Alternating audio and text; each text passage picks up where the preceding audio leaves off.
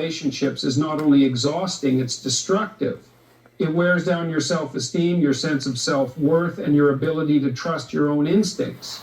You start doubting your judgment, questioning your decisions, wondering if you're overreacting, if you're being too sensitive. But these are natural responses to being in an emotionally draining relationship, not signs that you are the problem. The problem is that you've been giving and giving and giving, and yet you're not receiving the respect, the love, or the acknowledgement that you deserve.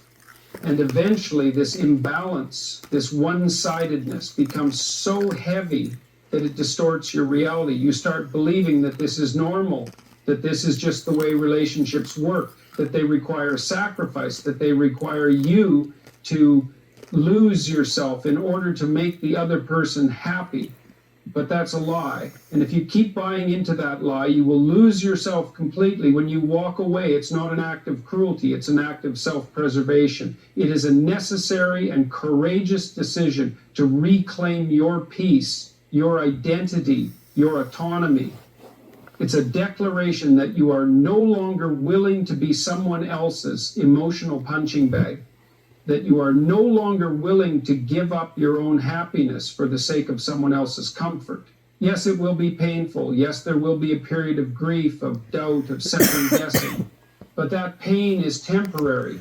It's the pain of breaking free from the chains of emotional manipulation. It's the pain of stepping into the light after being in darkness for too long.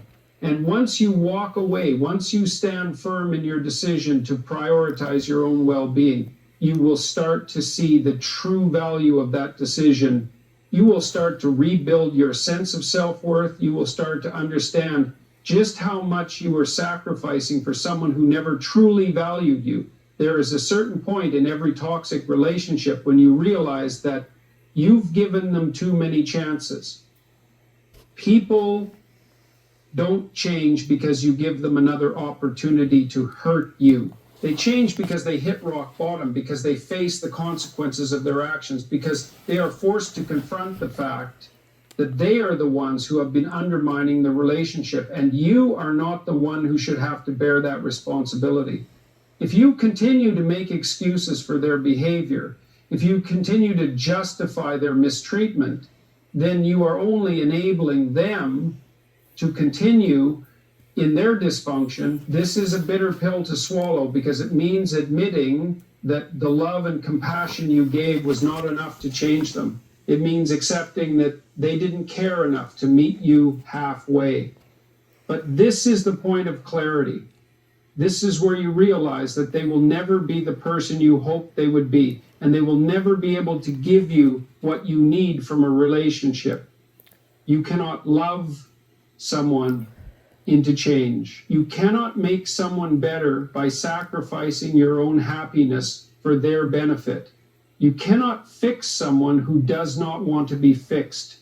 That's the brutal truth, and it's a painful truth to accept, but it is the foundation for your healing. The moment you stop waiting for them to change, for them to suddenly see your worth, is the moment you can finally move on. Until you reach that point, you will remain stuck, waiting for something that will never come, and that waiting will drain your soul. It will keep you attached to someone who has shown you over and over again that they are not capable of giving you what you need.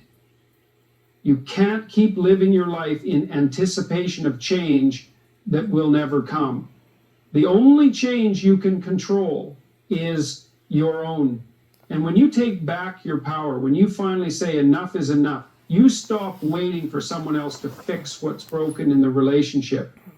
You start focusing on what you need, what you want, and what you deserve. You start making choices that are in alignment with your own values, your own peace, and your own happiness. And in doing so, you step into your own strength, your own authenticity, and your own power.